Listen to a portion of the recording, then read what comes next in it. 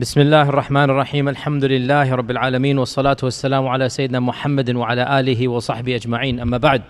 So I'm sure all of us are very excited for today's lecture. I'm not going to stand between you and our expert except by setting it up inshaAllah ta'ala, this issue of slavery and Islam.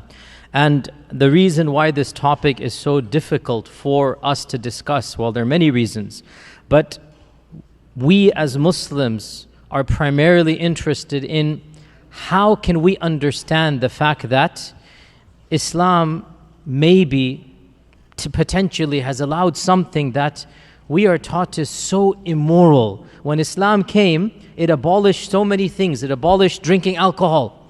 It eradicated, or at least it wanted to eradicate racism.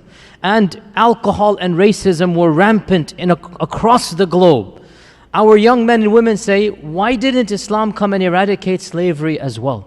That's a theological question. Why not? And on the flip side, we have those that want to reinterpret Islam completely when it comes to gender and sexuality and morality. And they say, look, you guys, you ultra-conservative folks, you're not advocating slavery anymore. So if we can get rid of slavery, why can't we get rid of gender and gender roles? If you guys are willing to abandon one aspect that was once upon a time a part of Islam, then why can't we also abandon another aspect? So we are stuck between a rock and a hard place. We are stuck between those groups that are saying, how could Islam have allowed it? How could Islam have allowed something that is so intrinsically evil? And they either reject Islam or our young men and women are doubting Islam.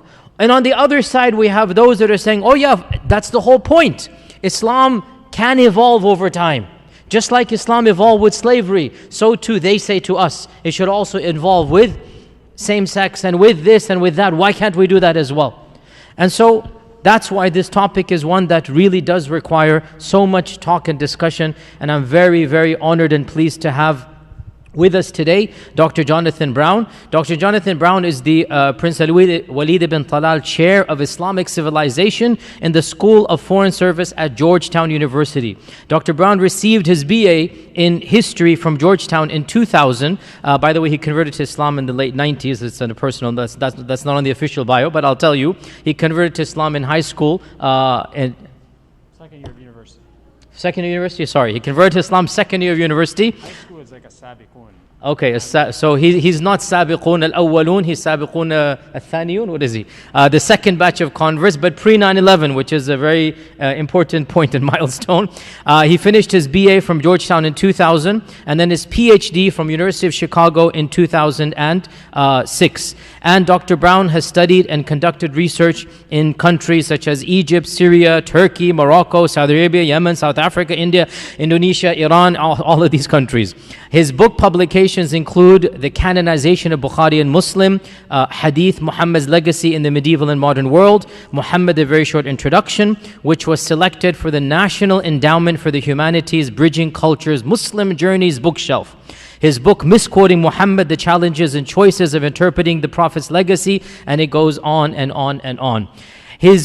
He has published extensively in the fields of hadith, which is what he is primarily known for in the academic world, Islamic law, Salafism, Sufism, Arabic lexical theory, and pre-Islamic poetry. What have you not published on?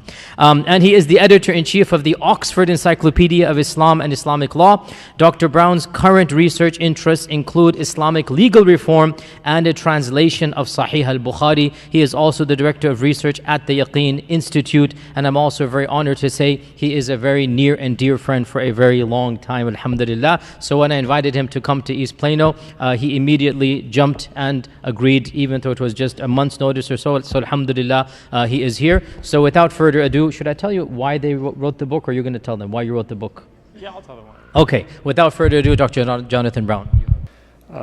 Okay, Bismillah. A'udhu billahi minash shaitanir rajim. Bismillahir rahmanir rahim. إن الحمد لله وبه نستعين والصلاة والسلام على سيد المرسلين وعلى آله وصحبه أجمعين. This topic, well, actually all the topics I write about are personal topics in the sense that I pick them because I have questions. And I remember very clearly when I had this question, because that was just after I became Muslim. It would have been probably in the fall of 1997, and I remember I was sitting in my old house, in my family's house, in my old room, and I was reading a translation of the Quran, and I came across the verse. Obviously, I was reading translation, right? But the verse said, "ضرب الله مثلا عبدا مملوكا لا يقدر على شيء ومن رزقناه منا رزقا حسنا." Right? So, God, the God gives you a parable of a slave who's owned and can't do anything, as opposed to someone who, we presume a free person, whom we have given a goodly sustenance, and he spends out of that in secret and in private.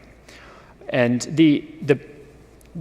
this actually is not making any law about slavery. It's using this as a parable for talking about idols that have no power versus God that has all power. But I remember being confused because I was thinking to myself, how can God talk about slavery just kind of randomly and not say slavery is wrong? Because slavery is wrong. How can you just talk about it like that and treat it like it's no big deal? I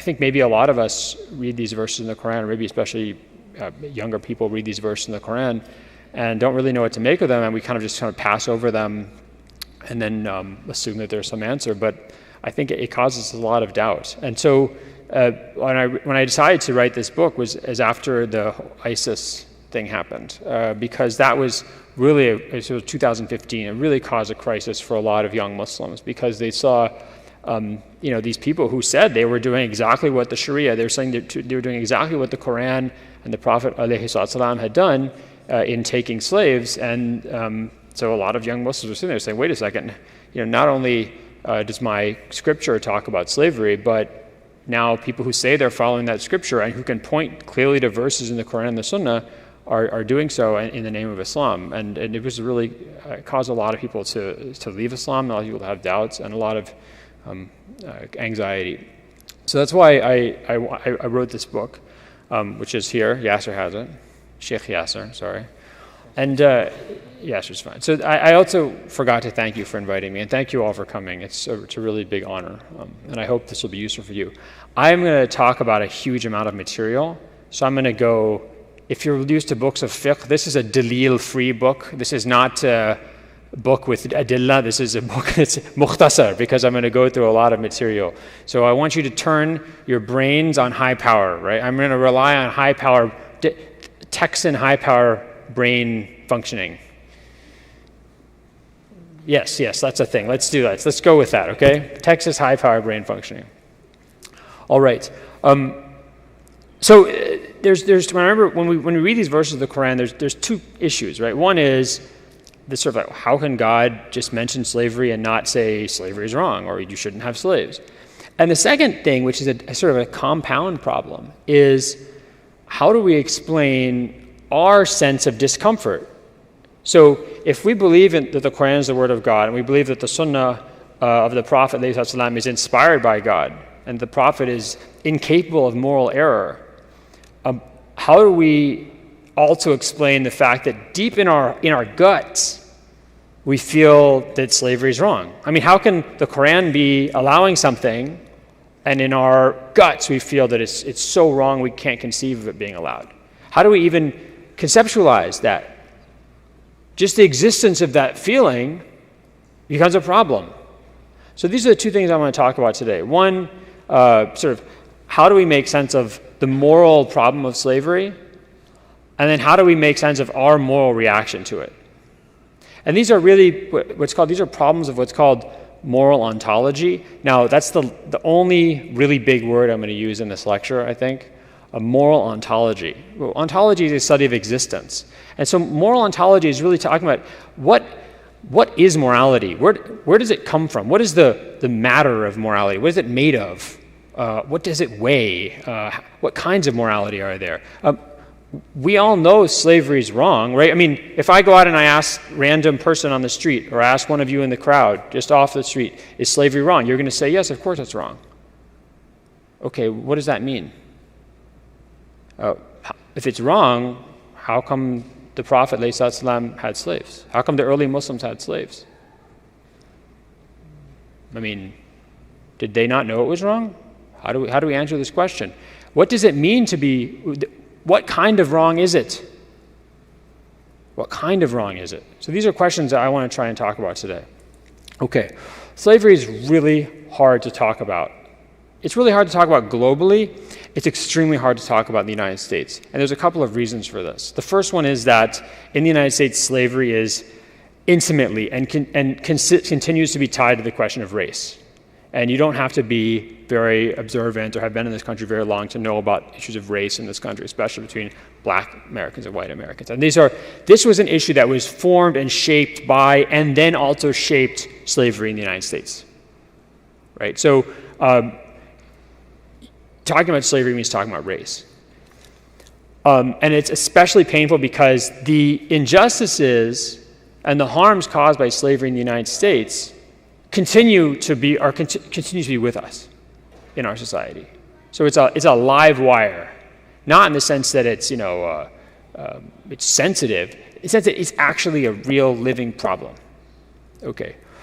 The second reason it's very difficult to talk about is because it involves tying our brain in knots.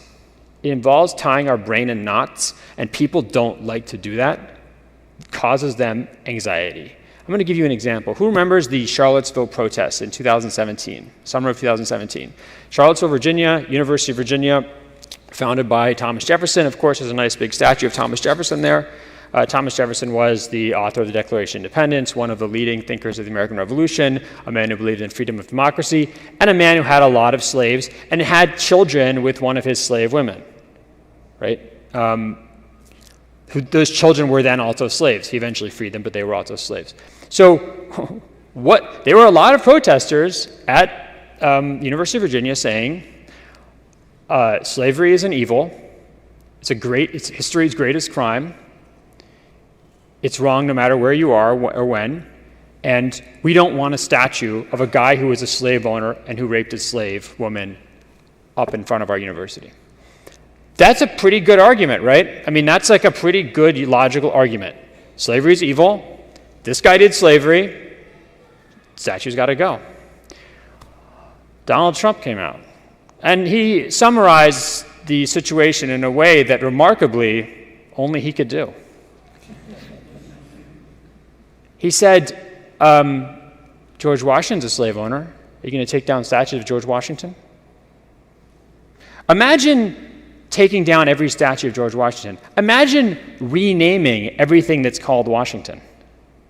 It's topographically or toponymically exhausting to think about that, and it's just impossible politically in the United States to talk about this issue. Wait a second, we have a contradiction here. Slavery is evil. George Washington was a slave owner. Why do we name everything after him? So this is what I call the slavery conundrum. There's an American slavery conundrum and there's an Islamic slavery conundrum, and they're very similar to one another. But I'll give you basically the slavery conundrum. The slavery conundrum is that there are three axioms that we have to hold in modern America and in the modern West and maybe in the modern world. There's three axioms we have to hold in our mind, but it's impossible to hold all three in your mind at the same time because they're contradictory. What are they? First, slavery is an intrinsic and gross moral evil. What does that mean? Intrinsic. It means that slavery itself is evil. It's not slavery's evil because it makes you sad. It's not slavery evil because you're miserable. It's not slavery evil because it causes abuse of rights. Slavery in and of itself is evil. And it's not just, a little evil like me, smacking Yasir on the back of the head for no reason. This is a gross evil. This is never the lesser of two evils. This is never the thing you can do because there's something you think is more harmful. It is never excusable. It is a gross and intrinsic evil across space and time. What do I mean across space and time? Was slavery wrong when Thomas Jefferson did it? Talk to me like Americans. Tell me, give me the American answer. Was slavery wrong when Thomas Jefferson did it? Yes. Okay, was slavery wrong during the Roman period? Yes. Was slavery wrong during the Egyptian times? Yes. It's throughout space and time. Second, so that's the first axiom. What's the second axiom? Imagine this. Go into what do you guys have instead of dinner parties here? Barbecues? Biryani parties. Yeah, but I want something with non-Muslims. Yeah, barbecues. Yeah. Okay, barbecues. Imagine you go to your company barbecue, and someone asks you about slavery in Islam. And you say, yeah, there is slavery, but it wasn't that bad. How's that barbecue going to go for you? Well, I don't know, actually. Texas, I'm not sure. I don't know. I'm not sure. Okay, I'm going to retract that comment, edit that out of the video. Half my family's from Texas, so I have love for this place. But the point is, the second axiom, all slavery is slavery. There's no, you're not allowed to make distinctions within slavery. There's no good slavery and bad slavery. There's no benevolent slavery and harmful slavery. All slavery is slavery. Okay? So that's axiom number 2. Axiom number 3, our past has some kind of moral or legal right over us. It has some kind of moral or legal power over us. It has some kind of moral or legal authority over us. If you're a Muslim, we know what that is, right? The Quran and the Sunnah of the Prophet are our sources of guidance and morality. If God commands us to do something, if the Prophet commands us to do something, we say, سَمِعْنَا وَأَطَعْنَا. Right? What is justice? It's what God commands. What is injustice? What God forbids. If you're American, maybe it's not that dramatic, but the Constitution, the Founding Fathers, these people have authority over us. I mean, we might disagree with them, but their ideas, their writings define our political life. Right? I mean, try going into a barbecue and just say, George Washington was a real piece of, what. See what happens. It's not going to go very well. What's the problem here? These 3 axioms cannot be held at the same time. So I say, okay, yes, Thomas Jefferson had slaves, but it was different back then. You can't say that. Slavery is a transhistorical evil throughout space and time. Yeah, there is slavery in the Bible, but slavery in the Bible is not that. It's not like slavery in America. It's not that bad. Oh, you're saying there's some kind of slavery that's okay? So here's the problem. There is no religious or philosophical tradition that I know of, and I've done a lot of research on this. There is no philosophical or religious tradition that I know of that did not either defend, accept, or condone slavery until the 1600s, at the very earliest 1600s. So there's nobody who's going to be okay to follow. There's no one who's going to be free of the taint of slavery from world history, essentially, before the 1600s. So we have a problem. We have 2 axioms. Slavery is a gross and intrinsic evil throughout space and time. All slavery is slavery. That force us to condemn everything in our past, essentially. Whether you're Americans or Muslims or Hindu or Buddhist. That's a really big problem. So we have in our minds a knot that something that actually cannot hold together. It can't hold together. And the second you start picking at that or talking about that, the pieces start to fall apart. People don't like to talk about it. Why does this conundrum exist? Why does this conundrum exist? It's actually a result. It's also a result and a product of abolitionist discourse. So abolitionist discourse in the United States and Britain from the late 1700s into the mid-1800s argued that all slavery was a gross and intrinsic evil that had to be gotten rid of immediately. Why did it make this argument? If you're an abolitionist and you're willing to talk about some kinds of slavery being good and some kind of slavery being bad, what is the slave owner you're arguing going to say? Oh, look, yeah, I agree with you. Slavery is evil. I mean, when it's done badly. But my slaves, come look at them. They're so happy.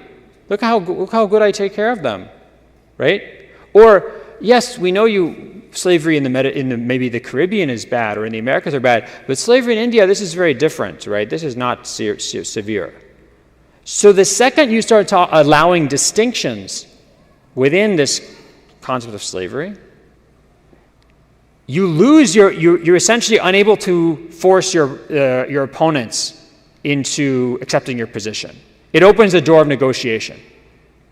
So ultimately the abolitionist position became all slavery in and of itself, by fact of it being slavery per se, cannot be accepted. It's all intrinsically evil. The problem is, if you're a historian who wants to look at slavery in world history, what are you going to notice? You're going to notice that slavery, let's say in India, is really different from slavery in the Americas, or that slavery in Istanbul is really different from slavery in Southeast Asia. And so you're going to start actually talking about these distinctions that will start to pull the threads out of this abolitionist argument. So that's why this discussion it's not easy for us to have it, because it starts to pick at the very abolitionist consensus that is held worldwide today. Okay. The abolitionist movement, as I said, that developed in the United States and Great Britain in the late 1700s and the early 1800s, defined slavery legally. It defined it through a legal definition. What does that mean? It talked about a certain kind of relationship or institution that it called slavery. It didn't talk about conditions. So it looked at the legal definition of relationship, not at conditions. Why would it not look at conditions? Why would it look at a legal definition, in this case the idea that someone is owned by another person? Why would it do that and not look at conditions? Because if you're an abolitionist, let's say, arguing with a southern slave owner in the United States, and you start saying slavery is about someone being in bad conditions, work conditions, or living conditions, that southern slave owner is just going to say, oh yeah, look at your factory workers. They look actually more miserable than my slaves. So they didn't want to have. You don't want to have that discussion. You want to open that door. So slavery is defined as a legal relationship. So what are the problem is though? Sorry, the problem is that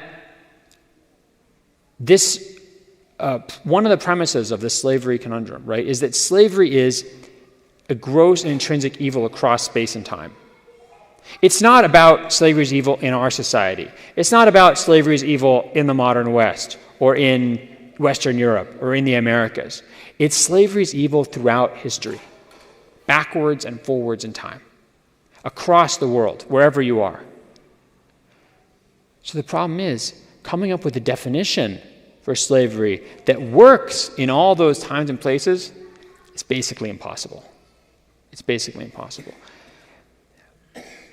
You end up with definitions that are so abstract. They're so abstract that they ultimately result in us projecting our own assumptions and understandings onto the past. What do I mean by that? Let's just look at three ways that have been used to define slavery. First, slavery is lack of freedom. Slavery is when someone is not free. Okay, here's the problem. We could say, let's say in the United States, we could define freedom. We could maybe even define freedom in the West. But how do you define freedom throughout human history? What is it to be free? In Roman law and in Western legal tradition, free means you can do whatever you want except what the law prohibits, right? Okay, but what's being a slave? Slave is you can do whatever you want except what your master prohibits. So freedom and slavery are not. Freedom is not a complete lack of restraint or constraint. Freedom is just less constraint than a slave has. And exactly what constraints a free person has on them and exactly what constraints a slave has on them differ from time to time and place to place. And if you were to sit around and say, or you're going to make an argument that, a slave is always denied basic rights. What basic rights? Actually, you can't find a consistent notion of what the basic rights that slaves or non-slaves should have in human history. You could say, well, at the very least, let's say a slave can't, a slave maybe you can just go and kill, and you can't do that to a free person. But that's actually not true. Most slave systems in world history, you could not just kill a slave, even their owner. And by the way, under Roman law, until the 2nd century AD, in theory, a father could kill his own child with no legal consequences. It's called patria potestas. So in Roman law, a father or the head of a family, the male head of a family, could kill anyone in his own family with no legal consequences, in theory. It didn't really happen, but in theory. So even the notion that, the idea, a slave is someone you can just do anything to and have no consequences, that doesn't help you in Roman law, because that also describes a father of a free person or the status of a free child. You could say, well, let's define slavery as property, somebody being the property of another person. How do you define property? In the Western legal tradition, we can define property, it's like a bundle of rights: the right to use, the right to exclude, the right to sell, the right to destroy.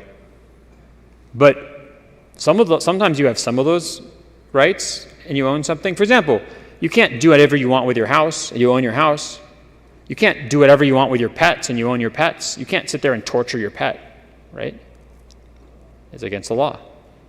But if you have let's say a Van Gogh painting and you just feel like being a jerk, you can destroy that Van Gogh painting. It's just yours. So property, what it means for owning different things is different, even in one society. Then try and come up with a definition for property across world history. You end up with something like this. Property is a person having some kind of rights over something. And then so slavery would be one person having some kind of rights over another person, which basically describes almost any relationship. Sometimes we talk about defining slavery as coercion, coercive power over somebody. Same problem. How do you define coercion? We could come up with a clear understanding in the United States about what was unacceptable coercion in a relationship. But then to say we can project this definition across world history, almost nobody in world history would be free if they lived up to like modern American labor standards for what is a coercive relationship. I just, on the airplane here, I watched part of Wonder Woman. It's research. Look, it's going into my talk. Okay. So there's this scene where Wonder Woman is World War I. Did you guys see the movie? No, okay, they didn't watch Wonder Woman. So basically, she comes to England in World War I, and she's from some island that's stuck in ancient Greece history. And so she meets this woman who's a secretary of the guy. And she says, "What's a secretary?" And the woman says, "Well, whatever he says to do, I do, and wherever he says to go, I go." And Wonder Woman says, "Where I come from, we call that slavery." Right? So there's this kind of notion there that, the idea is the filmmakers are saying that modern laborers or treatment of women in the workforce is kind of like slavery. As you can imagine from the example I just gave you, this gets very political.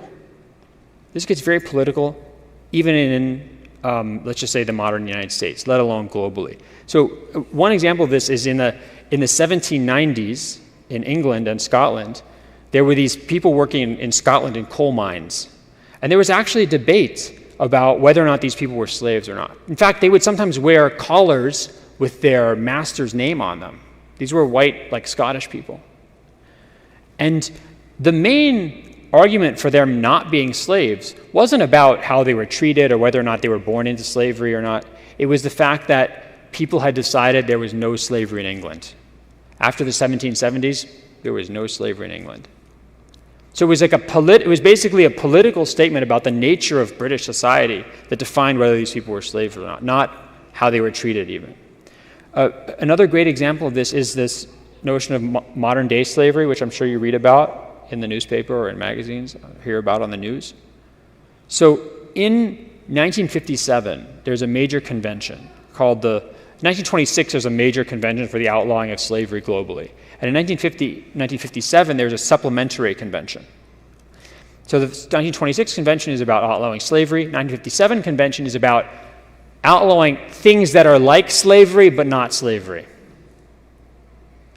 And one of those is what's called bonded labor. Bonded labor means I agree to work for you for a certain amount of time, and in return, you pay for my trip to Dallas, Texas, and you pay for my housing, and I work for you for 10 years, and then after that, maybe I can stay here, but we're done. So that's sometimes it's called indentured service or bonded labor, right?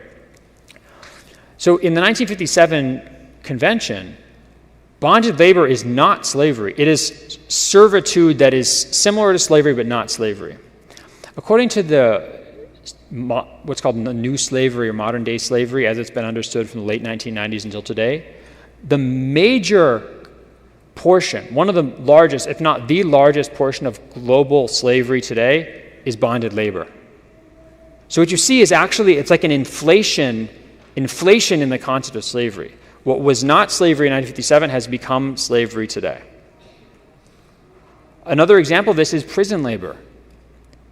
So in the late 1990s, some advocates for prisoners' rights in the United States started saying that prisoners in the United States are essentially slaves, because the 13th Amendment in the United States Constitution does not allow forced labor and slavery except for people who are in prison.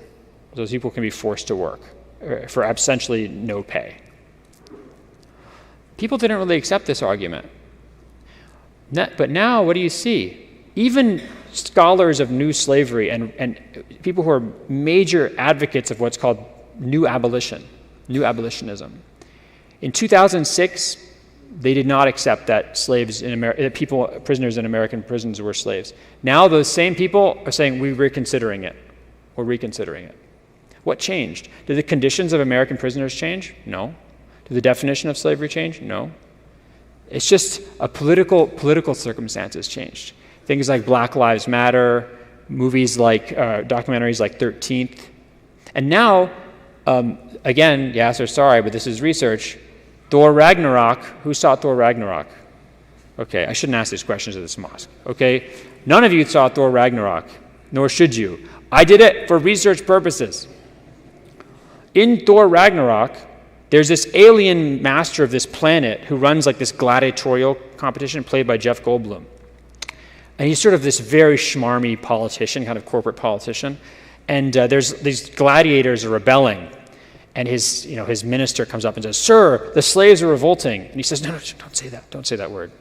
And they said, "What, revolting?" He says, no, the S word. Don't say the S word. And then the person says, "Sorry, the prisoners with jobs are revolting." So then when you get Hollywood behind the idea that American prisoners are actually slave laborers, you can see how much this has changed since the late 1990s, when saying American prisoners were slaves would just sort of fall on deaf ears and maybe even be considered unpatriotic. Okay, so you have this notion of, even in the last couple of decades, an inflation, like a devaluing of the moral power or the power of the word slave. Another example, by the way, is, I know this is in Texas, the idea that the white people who came to America were slaves because they were indentured servants. Isn't this taught in the Texas school curriculum? Someone told me this. Okay, I don't know about this, but someone told me this. I'll have to reevaluate this. But it was so. There's this. You see the idea that, like my ancestors, some of them came to the U.S. to then the North American British colonies as indentured servants, and so the argument of some kind of white nationalists is that, well, yeah, we had slavery in America, slavery of black people, but white people were also slaves because they were indentured servants. And to which a lot of African Americans would say, what the hell are you talking about? Those people chose to come, whereas my ancestor was just grabbed and sold, right? But here's the problem. By the modern definitions of new slavery, those white people were slaves. So when you start talking about projecting some of these definitions backwards in time, it starts to mess with how we conceptualize slavery in history, what we're willing to accept as slavery versus what we're not willing to accept. Okay. We end up with situations where we come up with definitions for slavery, but that definition ends up including something in history that we don't really think is slavery versus other things that look a lot like slavery to us but don't fit our definition. So we end up with definitions that don't really work. We're not able to put everything we want into the definition and exclude the things we don't want. So up here on the screen, you have two figures. On the right would be Malik Ambar. Malik Ambar died in 1626. He's an Ethiopian slave general who was brought to the Deccan city of Ahmednagar and was a senior general there, and then eventually became like the power behind the throne and the regent in that city.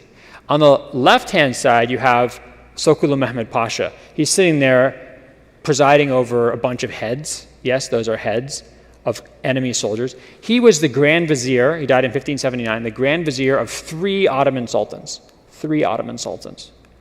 His family made him a slave when he was 18 years old. He was from a Serbian Christian family, and they gave him to the Sultan as a slave when he was 18 years old so that he could become a powerful member of the Ottoman administration, because the senior administration of the Ottoman Empire at this time and for another century after that were all slaves. He was the most powerful, except for the Sultan, the most powerful person in the Ottoman Empire for decades. The richest and most powerful. He was married to one of the Sultan's daughters, actually, and yet he was technically a slave. So are we really going to say that Sokulu Mehmed Pasha is an example of the same phenomenon as a field hand being lashed in the summer heat of South Carolina in the year 1750? Are we really going to say this is the same phenomenon? And if we say we can't make internal distinctions because all slavery is slavery, what is that? That really handicaps us morally. I mean, we end up making the same moral judgment for these two different situations that are so dramatically disparate from one another. And just so you know, this isn't just what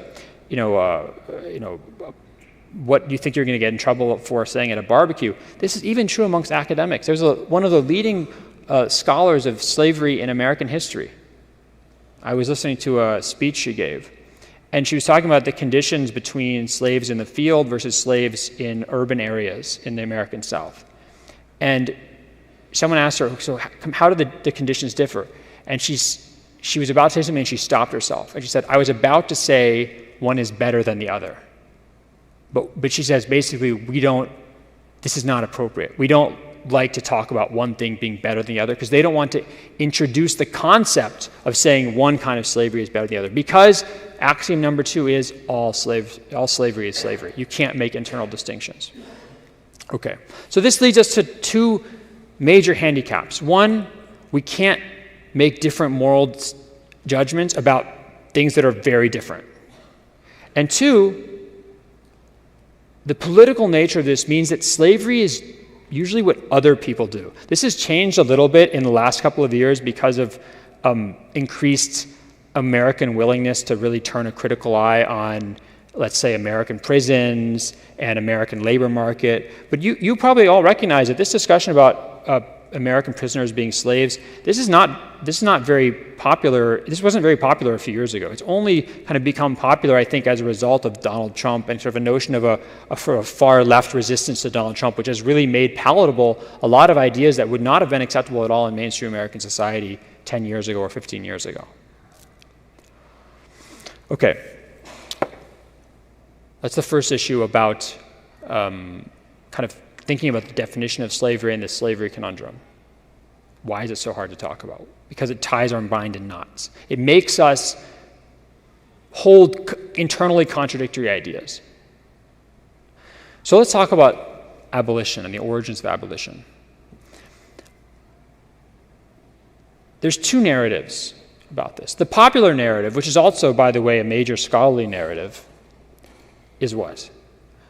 You can call it the moral awakening narrative. So what happens? Some point in the distant past, there was a few voices who said, slavery is wrong. And those people went out and argued. And then more people agreed with that. And then more people agreed with that. And then more people agreed with that. And then in the 1700s, this sort of grew into a sort of snowballed to have real substance and real mass. And then in the 1800s, especially in places where humans had become enlightened by the Enlightenment, like Great Britain and the United States, northern United States, people realized slavery was a gross intrinsic evil and had to be ended.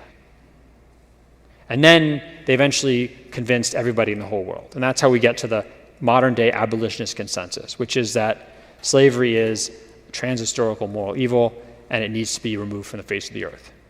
Right? That's what we can call the moral awakening narrative. There's a couple problems with the moral awakening narrative. As I said before, there's no religion or philosophical tradition that condemns slavery qua slavery, that condemns slavery as slavery, until the very earliest of the 1600s. Aristotle, Plato, St. Augustine, the Buddha, Jesus, Moses, the Prophet Muhammad, St. Thomas Aquinas. You just name, I can just go through the history of humanity. There's nobody who said slavery is in and of itself a moral evil. They could criticize abuses of slavery. They could criticize the wrong people being enslaved. But there was no moral minority saying that slavery was evil. I've counted, and I've done a lot of research on this, I've counted one person, like I don't mean one group of people, I mean one person, prior to the 1500s who said slavery qua slavery was evil. It was a person named Gregory of Nyssa. He died in 394, the Common Era. He was from Cappadocia and Andalusia, and he was a church father there. He said philosophically and theologically, slavery is wrong. That's it. Until the late 1500s, there's a guy named Jean Baudin in France, died 1596. He says also slavery is wrong. It's evil. It harms the slave. It harms the master. And then in the late 1600s, you see it amongst American Quakers. There's when you see the real beginning of abolition. The idea that slavery as an institution needs to be gotten rid of. And then it really picks up in the 1700s and the 1800s. So if this is a moral awakening, it means that basically all of humanity was sound asleep, out to lunch, until the 1600s. The greatest minds, the most righteous and pious souls of every single religion and philosophical tradition didn't know that slavery was wrong. Or, what's worse, maybe they know and didn't say anything. وَإِن كُنْتُمْ لَا تَعْلَمْ فَتِلْكَ مُصِيبَةٌ وَإِن كُنْتُ تَعْلَمْ فَالْمُصِيبَةُ أَعْظَمُ. I forget which one it is. Yeah, so if you what's worse, that they didn't know or they did know and they knew and didn't say anything? The point is, does this mean that a person today who knows slavery is wrong is more morally intelligent than Plato or Aristotle or Jesus or Moses or the Prophet Muhammad sallallahu alaihi wasallam? I mean, forget about the theological problem that caused for Muslims. Just think about what that means about, why do we read any of their books? Why do we have any respect? If we're going to take down Thomas Jefferson statues, let's get rid of all this entire heritage. So that's the second problem with the moral awakening narrative, is what was brought up by especially historians from outside the first world, outside kind of the US and Europe in the mid-20th century. And this is what was called the kind of economic narrative or economic explanation. Okay, so I told you before, it's really in the 1700s that abolitionism starts gaining a lot of momentum, and the 1800s. Does anyone know anything else that was happening in that time period? Industrial Revolution, right? So is it a coincidence? Is it a coincidence that people start to say that slavery is a moral evil in precisely those places, namely Great Britain and the northern United States, precisely in those places where, one, the earliest stages of the Industrial Revolution take place, and two, where people had achieved unprecedented wealth without reliance on slavery? Is that coincidence? Aristotle made a very prescient point. You guys know Aristotle died 322 BC. Greek guy, lots of statues. He said, there will be slavery until looms spin themselves. You guys know what a loom is? Like a thing that weaves cloth. Until they move themselves, they'll be slaves. When did slavery become something that people talked about getting rid of? When human beings discovered that you can use water power and then fossil fuels to move things that used to be moved by animals and humans. That simply can't, I just simply can't accept that that that's a coincidence. Right? Here's the problem. Wait, you say, Professor Brown, you're telling me that abolition became a phenomenon with strength, that even became something of note at all because of technology and economics? But what I feel in my heart isn't technology and economics. What I feel in my heart is, like when I hear the word slavery, or when I see a movie like 12 Years a Slave or Amistad, what I feel in my gut, you can't explain that by technology. You can't explain that by economics. That's moral revulsion. I feel moral revulsion in my gut. Correct? But here, there is great wisdom in the Islamic tradition of ethics and the Islamic tradition of moral epistemology. Muslim scholars, the vast majority, except for the Mu'tazila, we were talking about this earlier, right?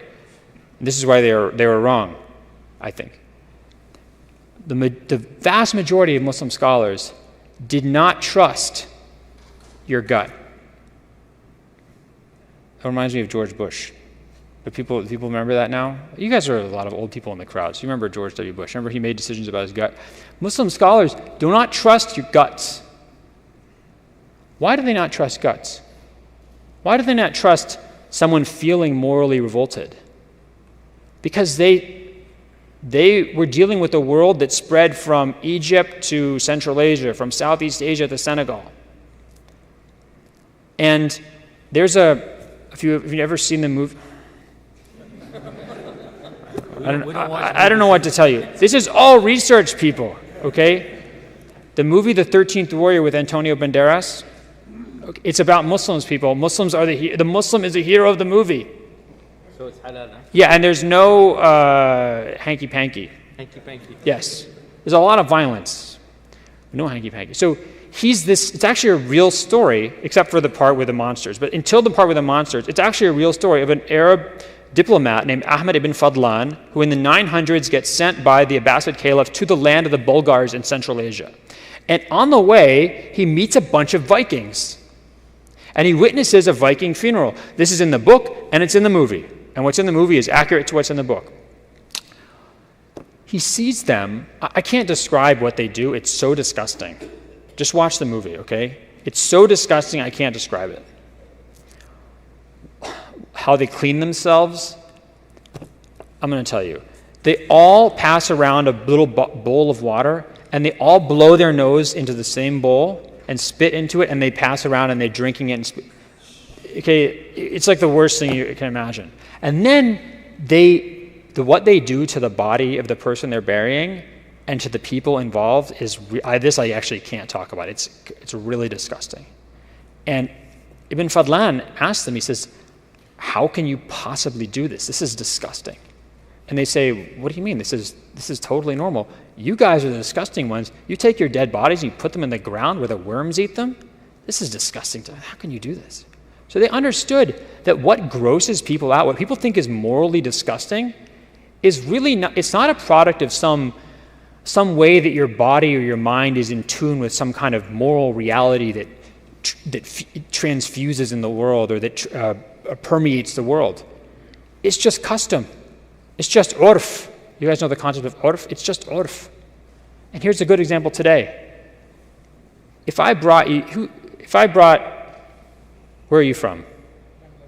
Okay. If I brought you a plate of dog meat, like puppy meat with little puppy toes and ears, said, here's your dog meat, what would you do? No, I mean, I tell you, I'd feel sick to myself. First, I'd feel this is morally wrong, and I'd feel disgusted. Just imagine you're a random American. Random American would be outraged, morally outraged, and they'd be disgusted to the point of vomiting. In southern China, they have dog meat restaurants.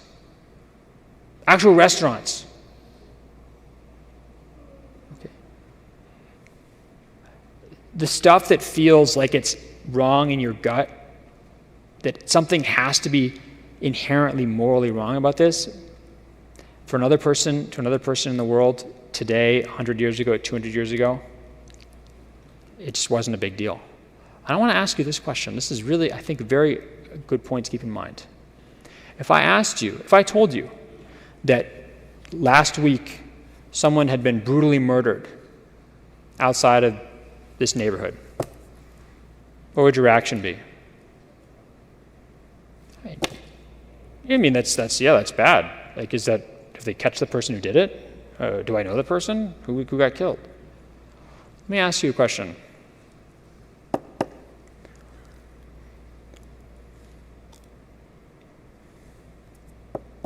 I wanted to, how explicit I can be with this audience. Okay, if I told you that somebody married a 10-year-old girl, what would you say? A 50-year-old man. We all know the example. No, I'm just... It doesn't work for us. Yeah, I mean, I want to ask, I don't know, I feel disgusted by that in my stomach. But guess what? Murder is wrong. Every society in human history considers murder to be wrong. Every society in human history considers murder to be wrong. Yet I told you someone who's murdered, and yeah, it's bad, but I mean, okay. Until basically 100 years ago, slavery was completely normal in many parts of the world. Unremarkable, unobjectionable morally to many people in this world. And until the mid-20th century, getting married to teenage girls or younger was normal in the United States. And in fact, it's still normal in lots of parts of the world today.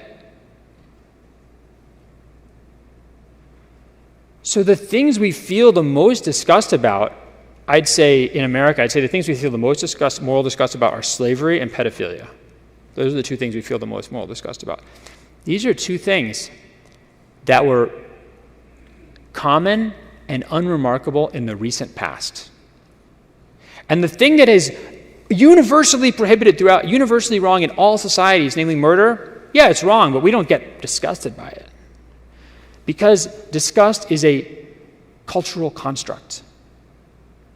Disgust is culturally conditioned. What disgusts somebody in one society, I'm not just talking physically, I'm talking morally. What disgusts someone in one society doesn't disgust someone in another society. Because disgust is a way that a culture affects moral change.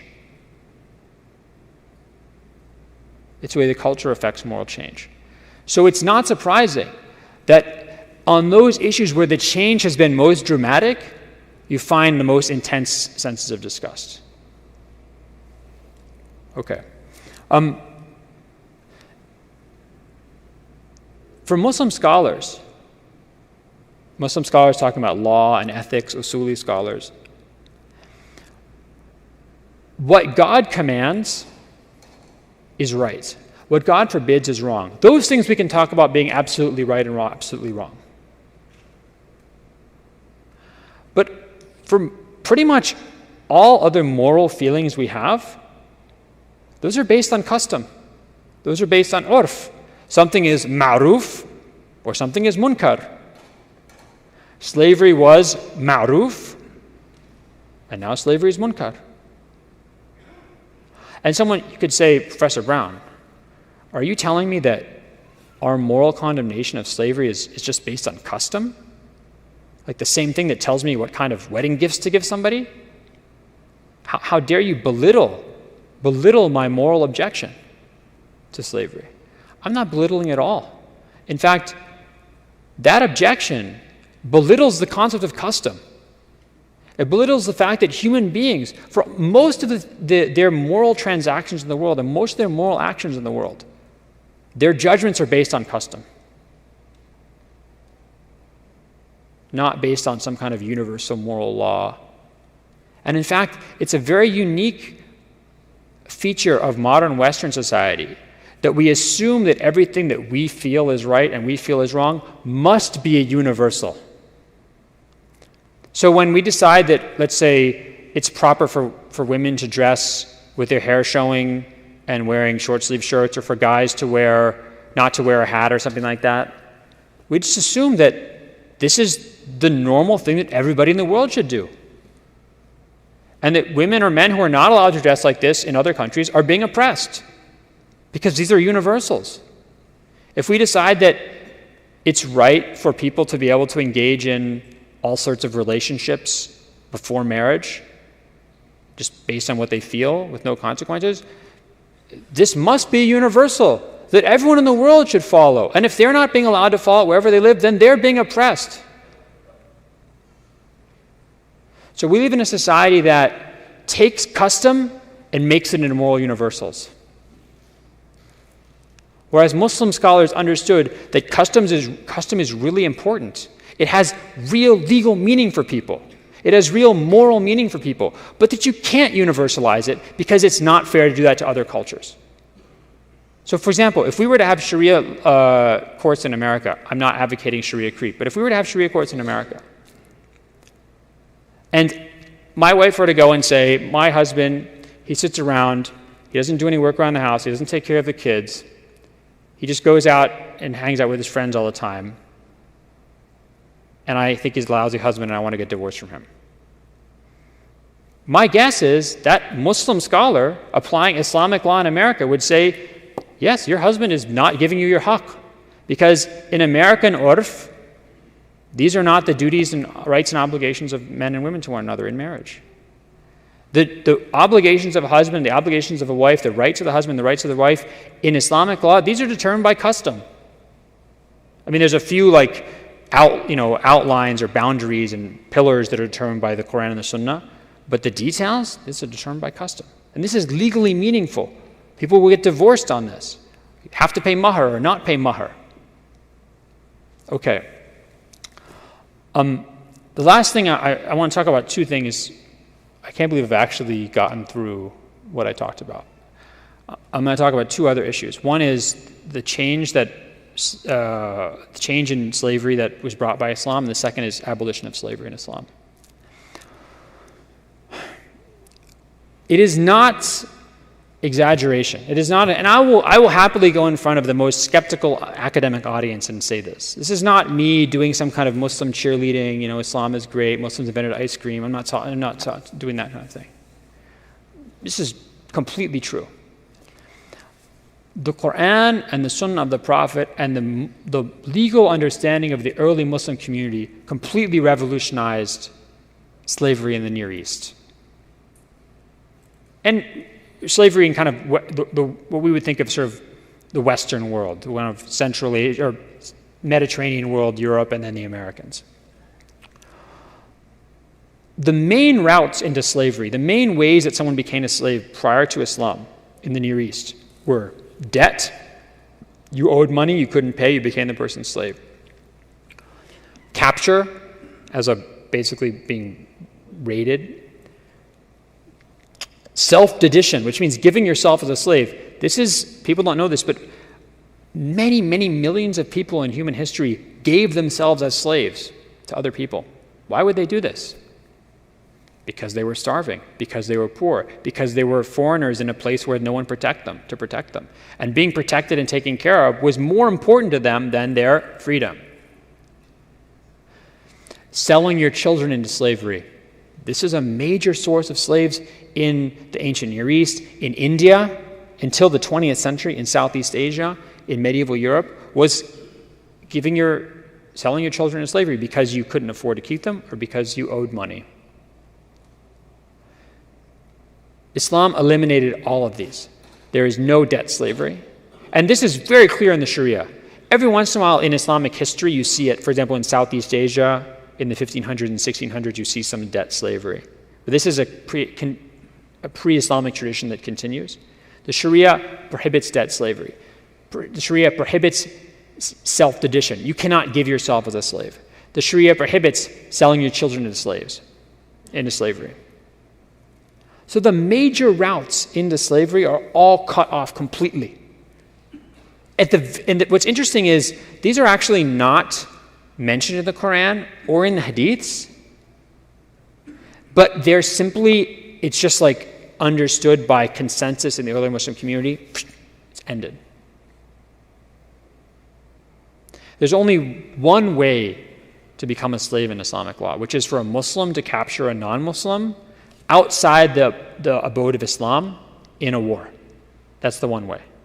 Or you can be born into slavery if your mother is a slave woman.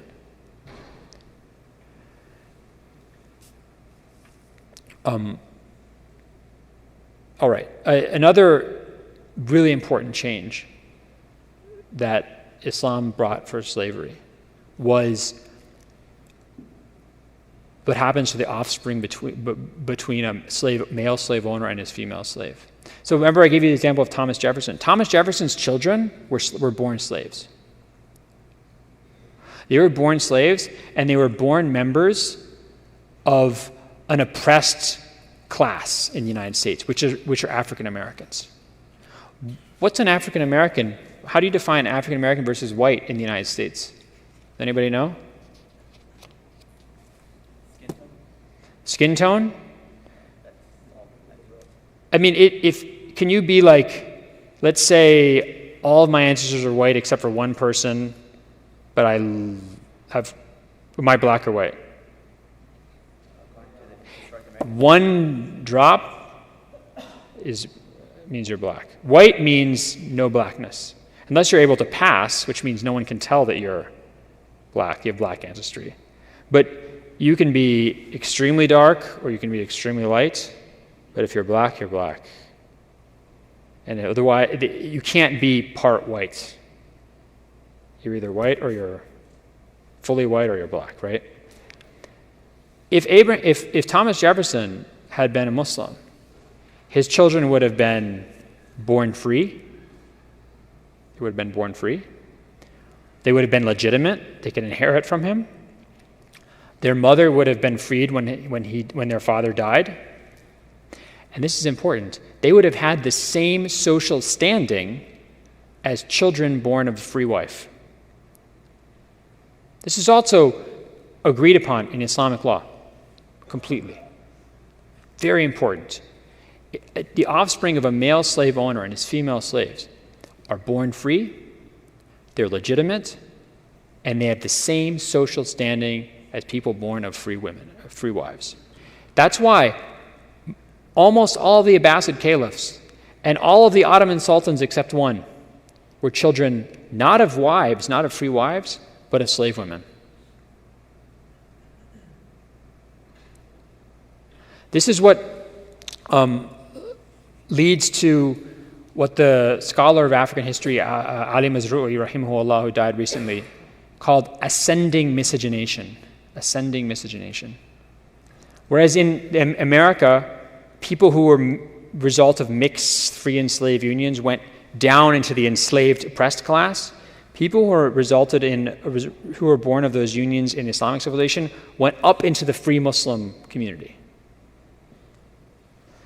The final change brought by Islamic law, or the Quran and the Sunnah, is an obsession with emancipation. Emancipation is different from abolition. Emancipation means freeing people. Abolition means getting rid of the institution of slavery as a whole. The Quran does not propose abolition. Why not? Because nobody proposed abolition until the early modern period. There's no society that had slaves, which is almost every society in human history, and certainly every civilization in human history. No one proposed the idea of abolition until the early modern period. I want you to understand this very clearly. Who saw the movie Spartacus? Come on, that's an old movie. That's okay, right? You guys didn't watch Spartacus? This guy watches everything. Someone needs to talk to him. So the Spartacus, if you see in the beginning of the movie, Kirk Douglas, he's like a slave. He says, he labored under the sun and the hot sun and the dreaming of a day when slavery would die 2,000 years before it ever would. And in the movie, Spartacus gives a speech where we're going to fight until we free all the slaves in the world, or all the slaves in the Roman Empire. That's not at all what Spartacus's rebellion was about. Spartacus wasn't fighting to end slavery. He and his friends, they just didn't want to be slaves. And in fact, they took their own slaves. And all pre-modern slave rebellions, they're not trying to end slavery. They're just trying to get out of their own situation of slavery. And they very often took their own slaves. So yes, abolition is not indigenous to Islam, in the sense that it's not present in the Quran and the Sunnah. But it's not indigenous to any religion or any philosophy. It's only something that emerges as an idea in the early modern period, really in the 1700s. What the Quran and the Sunnah do is they provide a impulse and an impetus for emancipation that does not have an equal in any religious or philosophical tradition that I've seen, pre-modern religious or philosophical tradition. The Quran introduces a few things that are unprecedented. One is it ties the charity tax, the zakat, to freeing slaves. One of the 8 groups that can get zakat are slaves to help free themselves. 2, the idea of freeing slaves as expiation for certain sins, or as partial punishments, or as things you do to expiate sins or crimes. 3 is the notion of making that notion of mukataba highly recommended or required. Mukataba is when a slave says, I want to basically buy my own freedom on installments. So the Quran says, if a slave wants to do this, if your slave wants to do this, then do it in alimtum fihim khayran. If they are able to do it, if you think they're going to be able to do it, then you should agree. And in the Muwatta of Malik, the Caliph Omar radiallahu ta'ala anhu actually makes Anas agree to a mukataba request from his slave. So these things are really unprecedented in history as far as I know. And the hadiths, the rewards you get for freeing slaves is incredible. The rewards in the afterlife. Now what's really interesting is, not only are there lots of sahih hadiths about this, but Muslims crank out forgeries. If you look at books of forged hadiths, like Suyuti or Ibn al-Jawzi, you'll find the most outrageous hadiths that are doing what? Urging Muslims to free their slaves. One hadith that's made up in the 800s, I mean, I'm not saying it's made up. Muslim scholars said it's made up. Suyuti, Ibn Hajar al-Asqalani said this. And if a Suyuti says it's made up, it's definitely made up. He's very lax in his standards, rahimahullah, right? So this one, it's supposedly one of the last khutbahs given by the Prophet ﷺ. He says, if you walk to the mosque, think about this, if you walk to the mosque, every step you take is the equivalent of freeing a slave. Now that's interesting. That hadith isn't telling you to free slaves, but freeing slaves has become so important that freeing slaves is like the unit of measurement you use to talk about the reward you're going to get for something else. Another hadith that's made up in the 900s, the Prophet allegedly says, he tells a woman, sabbihi, do tasbih of God, right? For every tasbih is the equivalent of freeing 100 slaves. So freeing slaves is such a basic unit in Muslim understanding of pious life that it becomes a way to count other good deeds. And this impetus to free slaves, this drive to emancipate, is so widespread and consistent that if you look in Islamic history, now Islamic history is very long and very broad geographically, but in general, this is a generalization, but I think it's a fairly accurate one.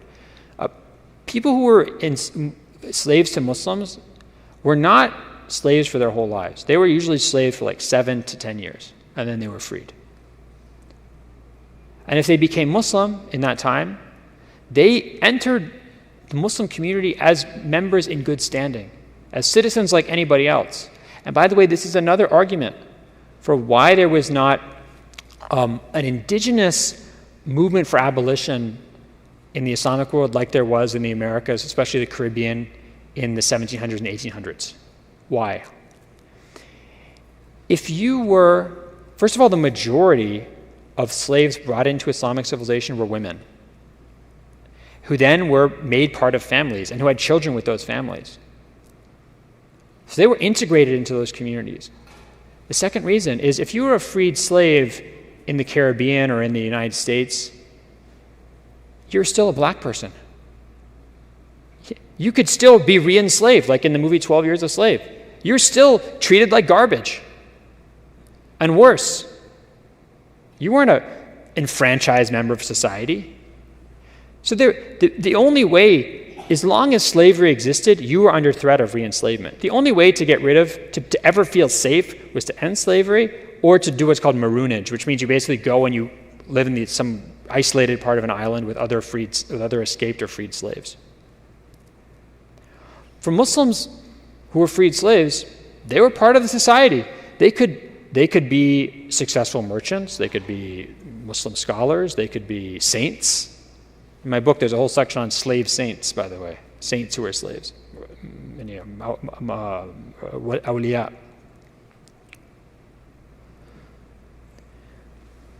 The way that we can talk about abolition in the Islamic tradition that I think is the most accurate is to say that, and this is entirely authentic in the Sharia tradition, that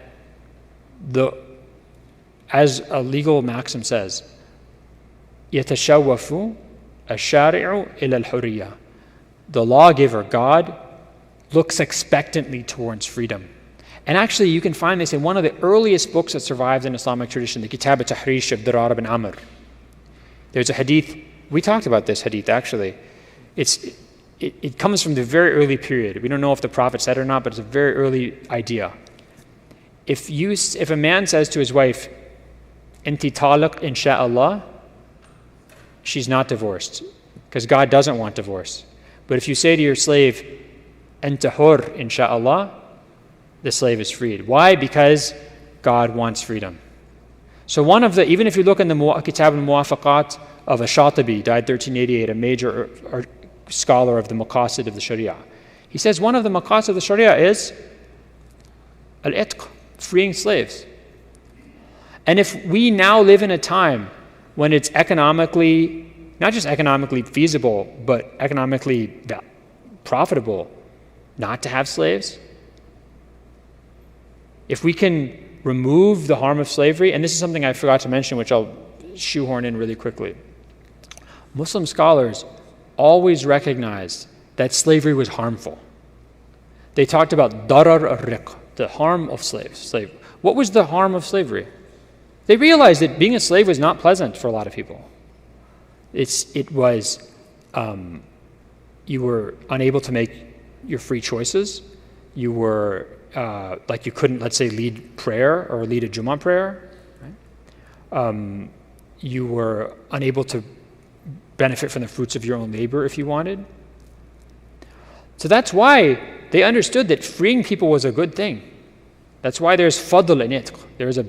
You get a reward for freeing people. But they also understood that it wasn't the most, they believed it was not the most important thing. So if someone was like too old or too sick or too incompetent to handle themselves, it was actually wrong to free them, because they were going to be worse off if they were freed. So if we are in a position in world history where slavery is not needed economically, if we're in a position where we can remove the harm of itq from people, then the best way to fulfill this maqsid, this aim of the Sharia, of emancipation, is simply to do a categorical emancipation and get rid of the institution as a whole. Jazakumullahu khair, and I can't believe I actually finished this, and I'll try and answer your questions afterwards, inshallah. Jazakumullah khair. Inshallah, after Salat al-Isha, we will have around 15-20 minutes for Q&A, and I've already gotten a number of questions, but feel free to continue to send them in. Can you, Anzir, can you figure out how to send them in with the written paper? And also, I know the number of people have asked, they're interested in Dr. Brown's personal story as well, of how he came from converting to Islam to becoming, without praising him too much, but the fact of the matter is he is one of the most famous professors of Islamic studies in the world today. And this is a very honorable, he's in Georgetown's Islamic studies professor, and it's definitely a very interesting story from where to where. So a little bit about that as well after Salat al-Isha. But we have 5 minutes, so I'm going to ask you one question before Salat al-Isha. And that is, you glossed over this issue of concubinage. And obviously this is a very sensitive issue. So in 4.5 minutes, if you're able to answer, how do we explain to especially our young men and women, and outside the faith is obviously different, but our young men, how do we rationalize the concept of milk yamin? Because there is consummation, and what if she doesn't want it? What if? I mean, how do we, so what do you say, what are your thoughts about this from within the paradigm? Okay. I never do this, but I'm going to not answer the question. I mean, there's a whole chapter in it in my book, and that issue you don't talk about without, serious mental preparation. I mean, what I mean is that in the book I was able to, I think, do a very good and thorough job of discussing it. What I'll say, what I will talk about is one aspect, which is that, and this also comes up in, people talk about the notion of like marital rape in Islam and how there's no consent for, legally there's no notion of consent for sex within marriage and things like that. And I think this is an instance where we have to understand how other legal traditions work and not just get obsessed with the language and concepts that we use in American law, especially modern American law and modern American society.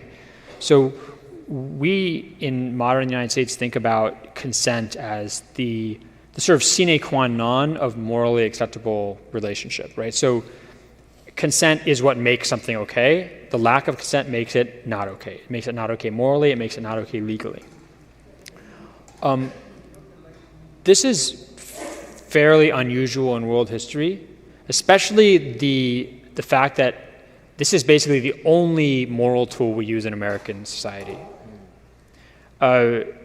Consent is of some importance in most legal and moral systems, but it's usually not the only thing. For example, if somebody wants to be in a relationship which is horribly destructive for them and their family doesn't like it, in a lot of places in the world, what they want doesn't really matter. The family's going to say, no, you can't be in this relationship, right? So we don't have that in modern American culture. We don't accept that, right? It's the person's consent, their desire, that makes something right or wrong. So I think the first thing to understand is that we make the concept of consent do a lot of moral and legal work that it's really not up for. And if you're interested in this, I can suggest an excellent book by Joseph Fischel, professor from Yale, and it's called Screw Consent. That's what the book's called. It's a very interesting, excellent book of political theory and philosophy. I recommend the book. It's not very long. Now, consent is important in Islamic law. A woman who is baligh, right, she cannot be married off in general without her consent, right? but it's not, everybody doesn't have the same kind of power to consent. Your kind of consent is sort of based on the amount of importance of that consent is based on your social standing. But the reason why this sort of differed and had a sliding scale is because consent wasn't really how Muslim jurists and ethicists understood right and wrong in relationships. They understood it through the language of harm, darar, right? So if you're a wife and you go to and I have actually collected cases, and they're in my book, cases where women go to a judge and say, I can't get into the details, but let's just say it's a good read. You'll enjoy it. You won't put it down, at least not for that section, okay? They go to judge and they say, certain things are happening and it's causing me harm. And the judge, the husband has a right to do those things. In theory, the woman, because she's married to him, has no capacity to consent. But the judge says, you can't do this anymore. Because the harm is what makes something right or wrong. So what the work that we do in modern America through the concept of consent, Muslim ethics and Muslim law did through the concept of harm. And you could not harm your slave. I mean, you could discipline your slave in the same way that you could discipline your child, but you couldn't, if you were to go and beat your slave severely in a way that left like marks or made a lot of blood flow, then we have instances in the time of the Prophet ﷺ, and in Islamic history, throughout Islamic history, that the judge would force you to free the slave or to sell the slave. Right? Inshallah, we will continue after Salat al-Isha, inshallah ta'ala, so please stay for that. Jazakumullah khair. Bismillah, alhamdulillah, wa salatu wa salam ala rasulillah. Why don't you take this one? I see. Okay. So the first question is that we have been told that some of our Muslim or Arab brothers were involved in the American slave trade. Is this correct in your research, and is this valid Islamically, and did they justify it, what they were doing, the Arab slave traders? Okay, yeah. Bismillah ar-Rahman ar-Rahim. So I'm not a specialist in the Atlantic slave trade, but I can, from what I do know, there, people buying and selling at both ends, so to speak, right? So most of the slaves who are, I don't want to say most, because I don't know if that's accurate or not, but I'll say a large portion of the slaves who are transported from West Africa to the Americas. Remember, most of the slaves went to Brazil. There's actually a really good graphic you can see on this, I think from like the African American History Museum, or I think one of the slavery databases. They actually have like a chart of all the ships, and you can see the majority of them actually go to Brazil. So they're basically being supplied by people who are raiding for slaves in various parts of West Africa. And those people were, some of them were Muslim, some of them were not Muslim. But what's interesting is that, and if you want to read about this, you can read Bilal or Rudolf Ware, he's Muslim, the name is Bilal, his book, The Walking Quran, he talks a lot about this, that in the late 1700s and the early 1800s, there's a state that's created in what's now essentially Senegambia, a place called Futa Tora, which arises because these two ulama, see Muslims being enslaved, and they can't accept that. So they basically start a kind of a political movement, military political movement, and create a state in order to make sure that no Muslims are sold into slavery to the Europeans. And they, in fact, strike treaties with the French that no French slave ships are going to come up the Senegal River, and eventually the Europeans basically give support to other states, and they defeat this state, but the Imamate of Futu Torah. The other thing is that I know at least one scholar in West Africa, I think one of the scholars from the lineage of Mukhtar al-Kinti, a great kind of West African scholarly tradition, he prohibited selling any slave if you thought that that slave might get then sold to a European.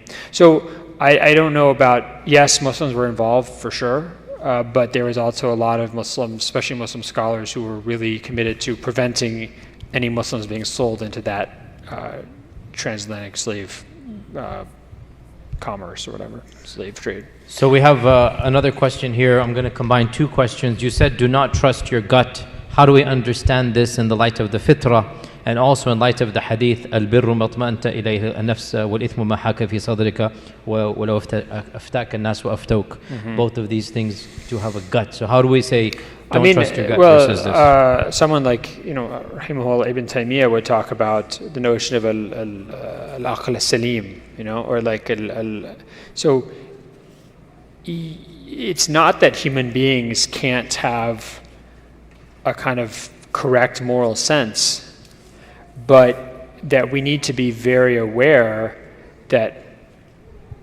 we need to be able to kind of read our moral senses through an awareness of our culture, right? So let's say, I'm American. If someone says something about democracy, I'm going to be like, democracy. If someone says something about tyranny or monarchy, I'm going to say tyranny, monarchy, right? So we kind of have this, we're cultured into a view that democracy is good, tyranny / monarchy is bad. So you just have to be aware, I think, of how what your biases are. If you know that you have a temper, if you know that you have an ego, if you know that you have a hard time letting go of money or things like that, I think you have to be aware of what your own failings are, what your own biases are, and then you can. It's at that point, like your sense of your kind of moral intuition becomes more toned, more tuned, more finely tuned. So I don't mean to say that your gut is useless. I just mean to say that you need to always be aware that your gut is also a creation of your circumstances. Do you mind if I add to that? It's awkward being. You can add as much as you want. As you're probably aware, the third chapter of my dissertation is about the fitrah, the concept of the fitrah, Ibn Taymiyyah. So just to add to that, Ibn Taymiyyah mentions that the fitrah can be corrupted.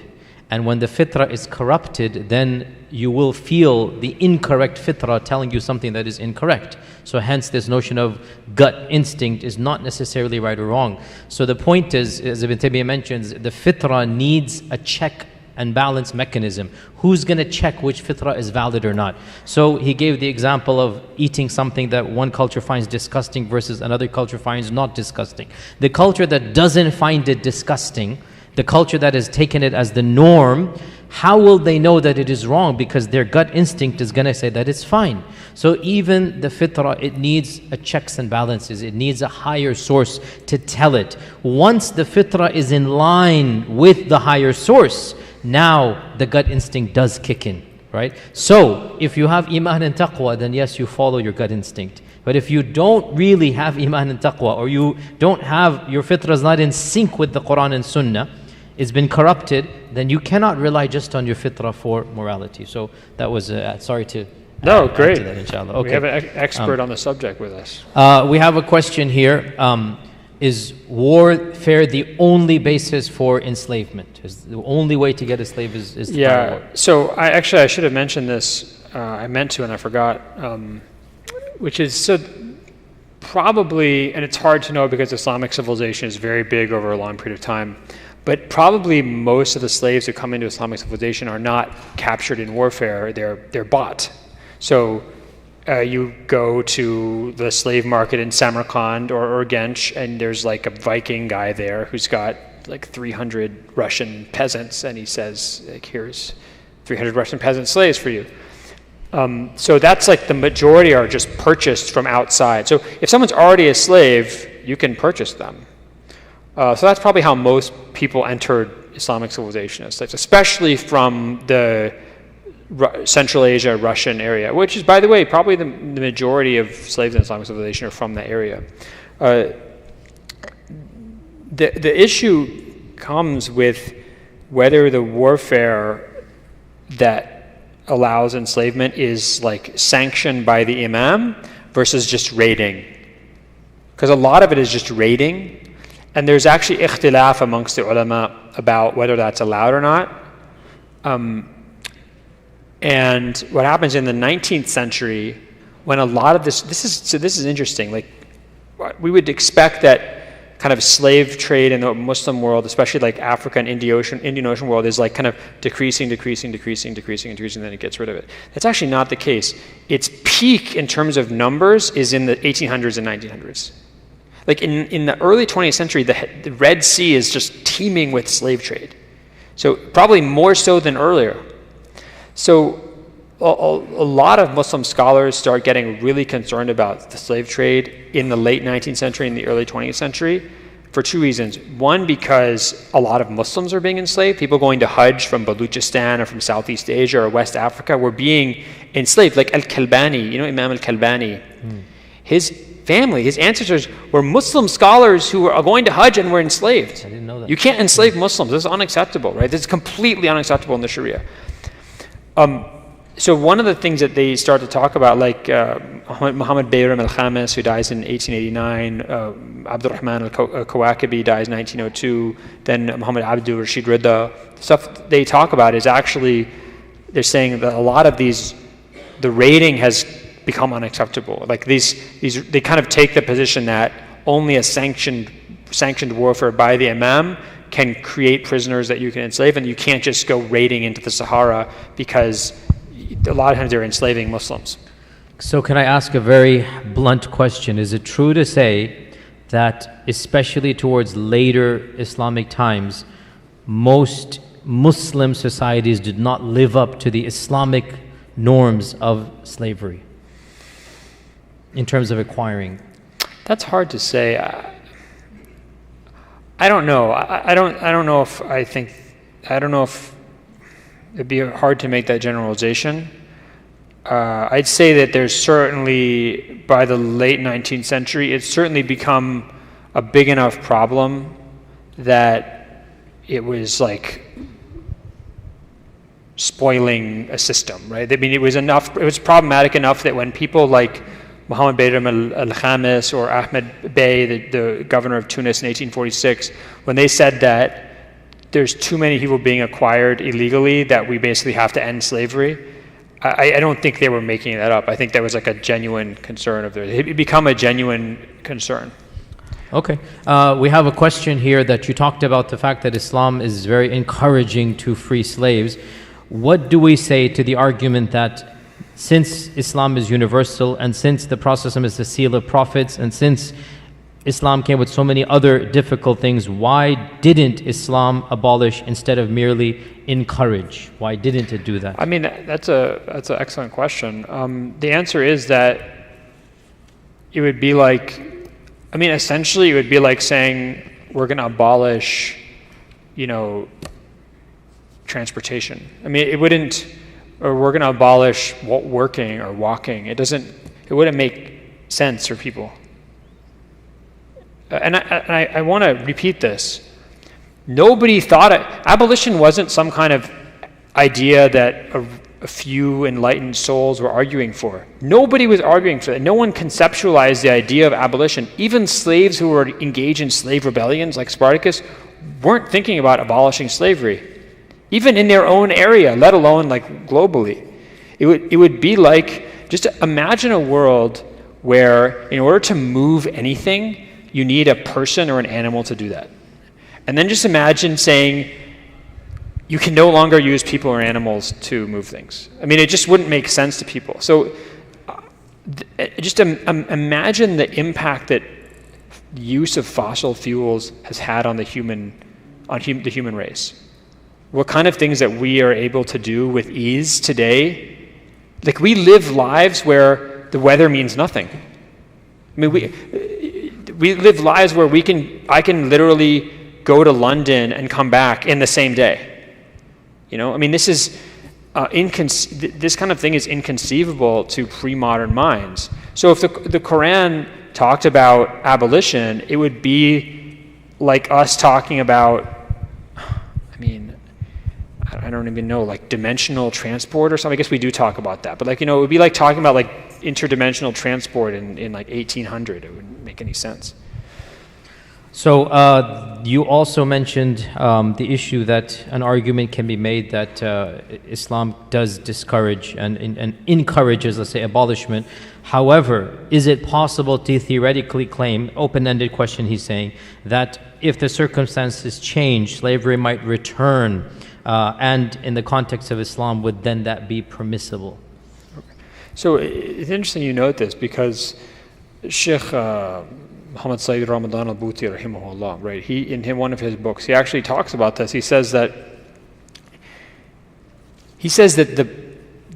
the concept of slavery is actually proof of Islam's universality. Why does he say that? He says that there may come a time when the laws of slavery will actually be needed again. And I don't think that's because he's arguing for the kind of Muslims reintroducing slavery like ISIS or something like that. It's because I want you to imagine, I call it the Mad Max Afterscape situation. You guys watch Mad Max movies? No, of course not. How do I can't communicate with you people? I know you people watch Mad Max movie. You know Mel Gibson and then Silence. Tom. I like this okay. silence. So imagine, like, nuclear war, we're all wearing rubber tire body armor with crossbows, driving around. We're all going to be, you and me, Yasir, maybe we'll be like partners in this afterscape. We'll be like, hey, remember Yasir, we used to talk about human rights and that stuff. That was so funny, So the point is, imagine a world where we actually don't have fossil fuels, don't have any kind of way to move things except people or human beings. From what I've studied, if I were a betting man, I would argue that there's actually slavery will be reintroduced because it will be considered it will just be a result of economic course of events. And at that point, human beings either are going to have rules for governing that or not have rules. So again, I want to make very clear, because I don't want people to get the wrong idea, I'm not encouraging this. I'm not saying that I think it's a good idea. I'm not saying that Islam would think it's a good idea. Again, God wants freedom. God doesn't want slavery. So Muslims should always be on the side of emancipation. But I don't think by any stretch of the imagination it's inconceivable to think that there will be a time in human history that we will again have things that we consider slavery-like in the pre-modern period. Inshallah, let's finish off with 2-3 questions, inshallah. I actually am going to combine the next few in one. And again, I know you were hesitant to answer, and I fully understand, but I'm being bombarded, and especially there's a number of sisters are asking this, obviously. They are obviously, fully understandably. One sister says that, as I understand it, masters were not even allowed to slap their slaves. So how can we understand the fact that a Muslim male slave owner is forcing himself on a slave girl? And another sister says that if emancipation was seen as such a good deed, then why did it take so long, or why were captured women kept slaves for so long, merely to have a family, let's say?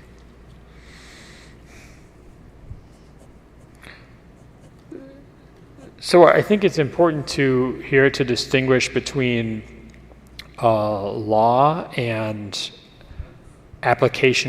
social application of law. What do I mean by that? If you read, like Ibn Hazm's, you guys know Ibn Hazm died 1056, right? Famous Zahiri scholar, 456, 1064. So his book, Tawq al-Hamama, it's translated to English as Ring of the Dove. It's a treatise on love.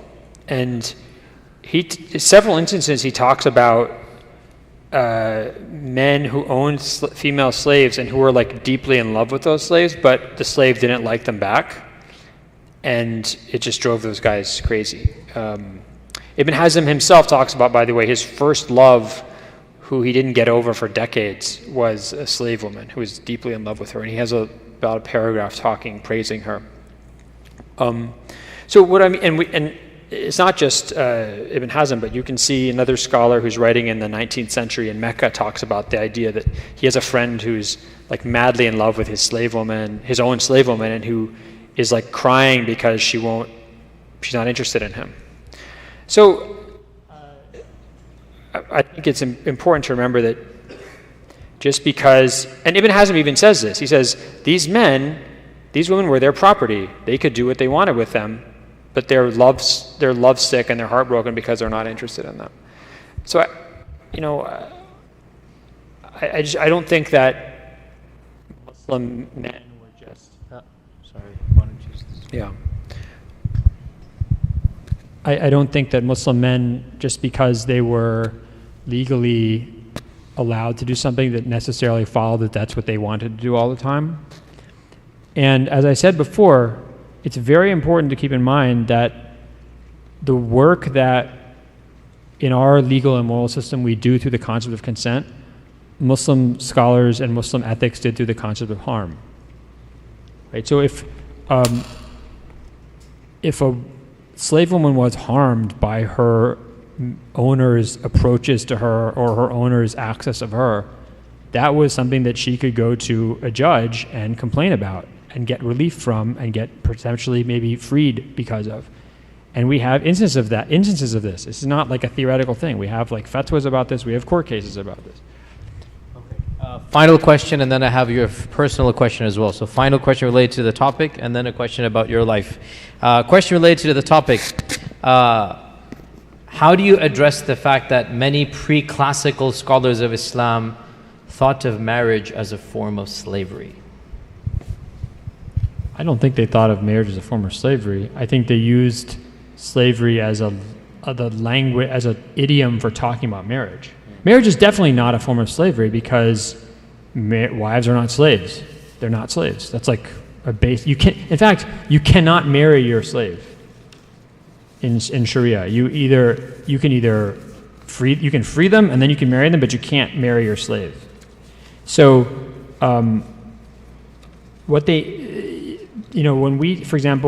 when we talk about marriage in the modern United States, what do we say? We say it's a partnership. Right? We say it's you're a team. I don't know, things like what other things do we talk about, right? You say it's a partnership, like a business partnership. I mean, think about the fact that societies can have different idioms for legally talking about a relationship, and just because you choose that legal idiom doesn't mean that is the nature of the relationship for those people involved.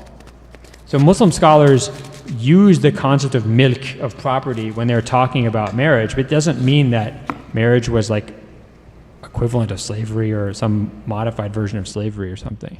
So I think it's important to not get kind of legal language and legal idioms mixed up with the actual definition of these things in Islamic law or how they were understood. Okay, and here's the question that a lot of people have been asking me to ask you. Can you tell us a little bit about your own conversion and your journey through Islam for the 7,627nd time?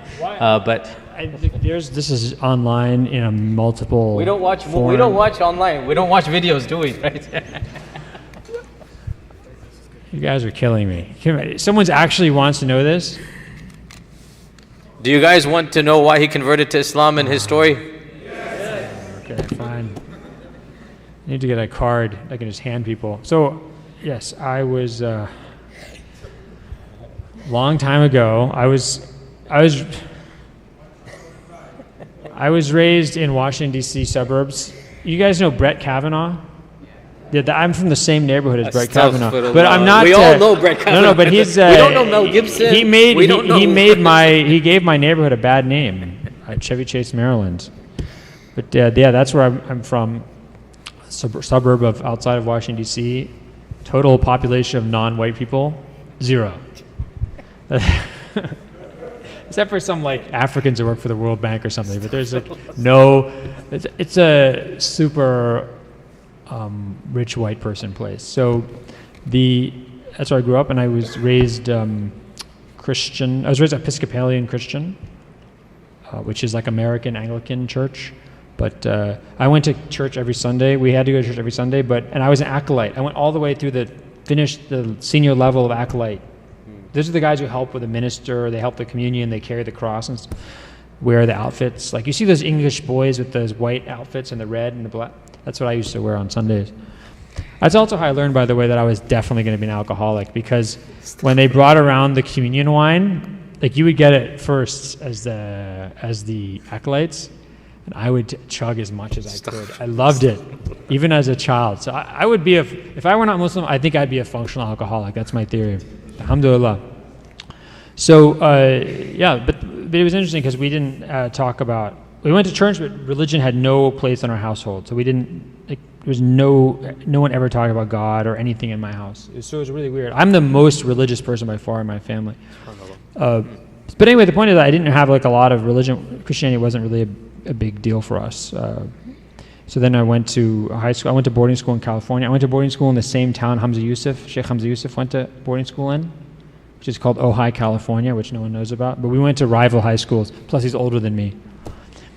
And his dad, by the way, was a teacher at the boarding school that my dad was a student at. So my dad might have studied with his dad. But my dad died, so I couldn't ask him that question. So then I went to high school in California, and I had a lot of existential angst as a teenager. This might be normal. I had a lot of existential angst. Like it was almost incapacitating for me. Then when I went to Georgetown for college, they have you have to take 2 theology requirements. You have to take either Problem of God, which I didn't take, or you take Intro to Biblical Literature. I took Intro to Biblical Literature, and I was like, this is really interesting, but I don't think I want to follow this. And then the next class I took was totally randomly on Islam. And because I had this friend in my dorm who was actually a Palestinian guy, I had no idea about Islam. And one time I asked him, I was like, hey, how much does a camel cost? Like I asked that non-ironically, like not as a joke. I actually wanted to know. And he was like, 2 women. And then I was like, what? And he's like, no, I'm just messing with you. I don't know, I've never seen a camel in my life. But the point, he lived in the UAE. The point is, I had zero idea about Islam. But I was like, oh, it's interesting, I'll take this class on Islam to fulfill my second requirement. And you know who taught is the niece of Ismail al-Faruqi, rahimahullah, Maysam al-Faruqi. She taught the class, and we read Muhammad Asad's book. We read his translation of the Quran, and we read Road to Mecca. Yeah. And the Road to Mecca really bowled me over. Amazing. And I think kind of by the end of that semester, it was spring semester my freshman year, I was really I just really felt like a Muslim. And that summer I spent thinking a lot about the issue and stopped eating pork and stopped drinking and things like that. And then in the fall, when I went back to my second year, I went to the MSA Eid dinner at the beginning of the year, and I told someone I'm interested in becoming Muslim, and that was it. Alhamdulillah. Alhamdulillah. I'd like to obviously thank Dr. Jonas Laran. He is an extremely busy person. You never told the story of the book. I'll just quickly mention it. That small controversy happened when he was giving a lecture. Small, very small controversy that took over the national media for a short period of time, where he basically told a Muslim in the audience, like, are you a Muslim? The guy said, yes. And he said, if you're a Muslim, how can you dismiss slavery as being immoral when the Prophet ﷺ himself had a milk yamin? I mean, it's a contradiction. You either this or that. And he said this in an audience of non-Muslims as well. No, it was all Muslims. Oh, it was all Muslims, but then it got picked up by the non-Muslim media. That person is actually a total idiot. But I'm sorry, he's just a moron. And he then got all upset about this. And actually, the funny thing is, he's actually a white guy. That's the funny. He's like a middle-aged white guy who got up. Anyway, he was really up. And then did you guys remember Milo? Yes. You remember Milo? I was Milo's last victim. Milo attacked me, and then Milo went down. You just remember this. So when Dr. Brown was basically put under the spotlight, how do you respond when you're a professor at Georgetown? You write a 350-page book. So he dropped all of his other projects, and within 2 days, was it, or 4 days? I don't know, I'm just exaggerating, but subhanAllah, amazing fast turnaround. he publishes a book. Where's the book? It's over there. So I have the book, and I encourage all of you to get it. And it's a very readable book. It's not something that's only meant for PhDs in the ivory towers. It's meant for the inquisitive mind. That's the great thing about the book. It's actually meant for people that are struggling with these issues, and it's very, very readable. It's something that you will enjoy. I'm currently almost finishing it. Well, I haven't quite finished it yet, and it's a very enjoyable book. So I do encourage you to purchase the book, and it's something that inshallah will be of great benefit. I'd like to thank Dr. Brown for spending so much of his time, precious time. He's on his other project now. He keeps on coming out with books and articles and puts all the rest of us to shame. I don't know how he does that, subhanAllah. No friends. And mashallah, also his family is very supportive. His wife's won 2 Emmys or 3, I forgot. 2 Emmys. His wife has won 2 Emmy awards, mashallah, tabarakallah. So just a bit of pressure on him to also, you know. Not as an actress, as a producer, as a journalist, just to be clear. Okay, 2 Emmy awards as a producer and journalist. So just a small bit of pressure on him to write another 15, 20 books to make up for that. But alhamdulillah, I would like to thank him immensely for coming down. He literally just came down for this talk. He's flying back early tomorrow morning. He just came down in the afternoon today. So jazakumullah khair. I hope that inshallah you also benefited and enjoyed your stay here. And inshallah, we do plan to invite him again for more difficult topics that only somebody in his position and tenure track and or tenured professor can say. The rest of us cannot say. So jazakumullah khair. May Allah Azza wa Jal continue to bless you and guide others through you. And we ask Allah Azza wa Jal to cause you and all of us to be instruments of izzah to Islam and through Islam, through what you are doing. You are one of the very, very few people I know, and I'm sorry to praise you in front of your face, but our audience should know, a practicing proud Muslim in the halls of academia is very, very, very, very rare. Somebody who is unabashedly Muslim, somebody who defends Islam and the values of Islam at a place, you know, like Georgetown. I mean, it's something that, subhanAllah, almost unheard of, one of the very few people. So we thank Allah that we have somebody like Dr. Brown, and we ask Allah to continue to give him thabat and to make him firm and to make him a source of izzah for Islam and through Islam. Jazakumullah khair. Assalamu alaikum wa rahmatullahi wa barakatuh.